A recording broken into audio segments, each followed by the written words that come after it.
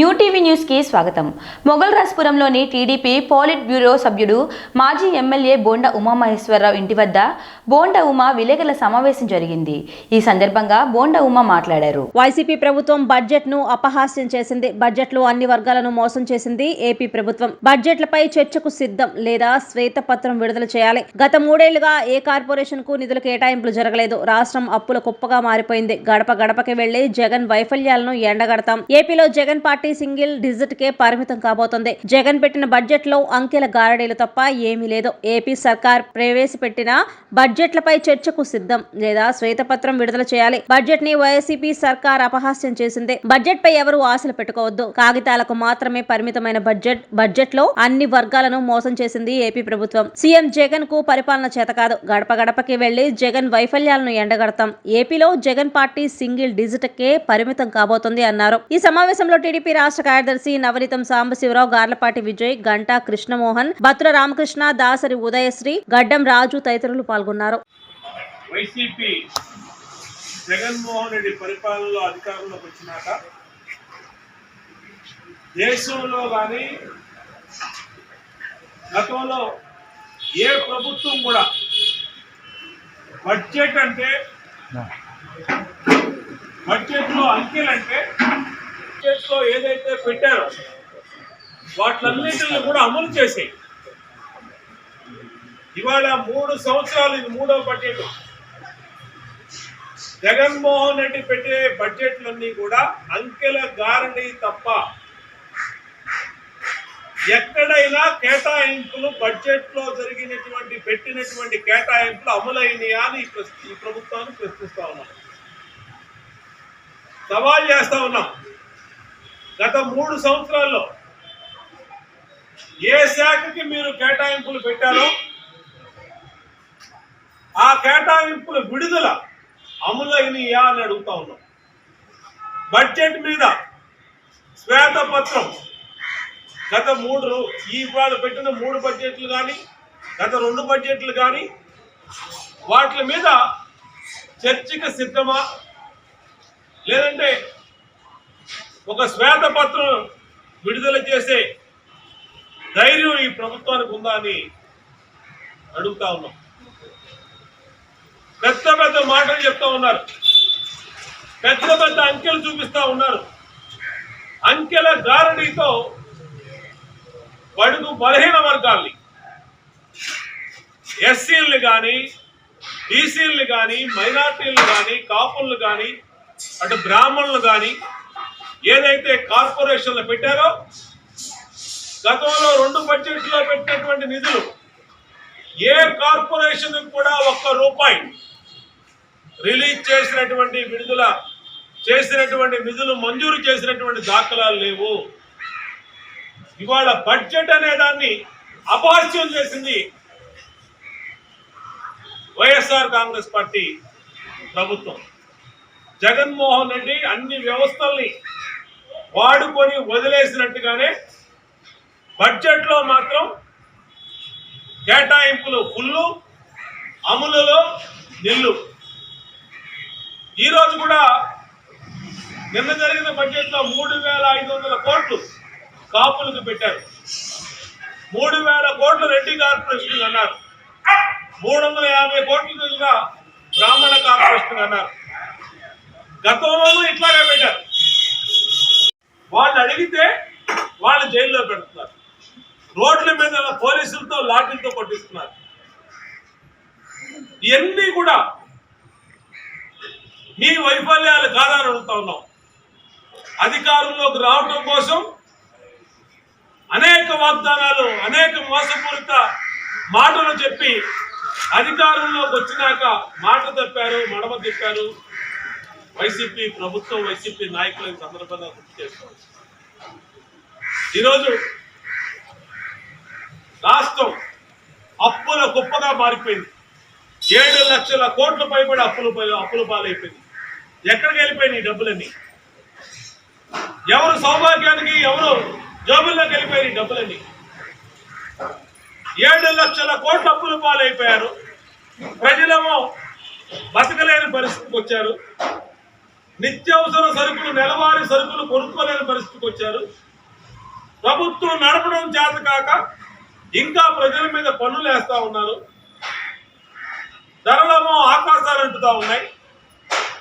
చిరు వ్యాపారులు, అసంఘటిత కార్మికులు, భవన నిర్మాణ కార్మికులు, ట్రాన్స్పోర్ట్ రంగ కార్మికులు బతకలేని పరిస్థితి. ఇదంతా కూడా 3 సంవత్సరాల వైసీపీ అవినీతి, అసమర్థ పరిపాలన వల్లే వచ్చింది. ఈ బడ్జెట్లో కేటాయింపులన్నీ కూడా అంకెల గారడితో ఉన్నటువంటి బడ్జెట్, ఏది కూడా వాస్తవం లేదు. అనేక రకాలుగా కేంద్రం మొట్టికాలేసిన, కోర్టులు మొట్టికాలేసిన మొండిగా ముందుకెళ్తుంది తప్పితే పరిపాలన చేత కానిది వైసీపీ ప్రభుత్వం.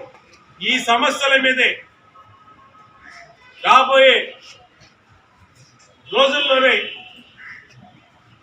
తెలుగుదేశం పార్టీ ప్రజల్లోకి వెళ్ళబోతుంది. వాడవాడలా, గడప గడపకి ప్రజల్ని చైతన్యపరచడం కోసం ఒక్క ఛాన్సే ఆఖరి ఛాన్స్ అయిపోయిందని వైసీపీకి ప్రజలనే పరిస్థితుల్లో ప్రజల దగ్గరికి వెళ్తాం.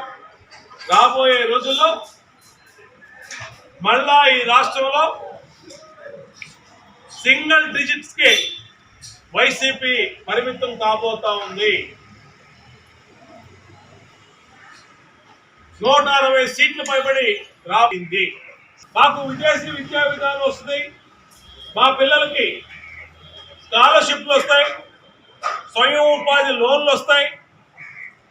గతంలో తెలుగుదేశం ప్రభుత్వంలో లాగా స్వయం ఉపాధి లోన్లు కానీ, కార్లు కానీ, విదేశీ విద్యా విధానం కానీ, లేదంటే ఆ సామాజిక వర్గాల ఆర్థిక బలోపేతం కోసం గత ప్రభుత్వంలో లాగా నిధులు వస్తాయని అందరూ కూడా ఆశగా ఎదురు చూస్తే అంకెల గారడీతో